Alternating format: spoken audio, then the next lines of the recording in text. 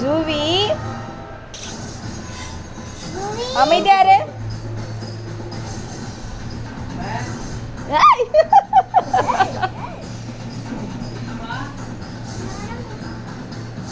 ஓவரா விளையாடுற பேர்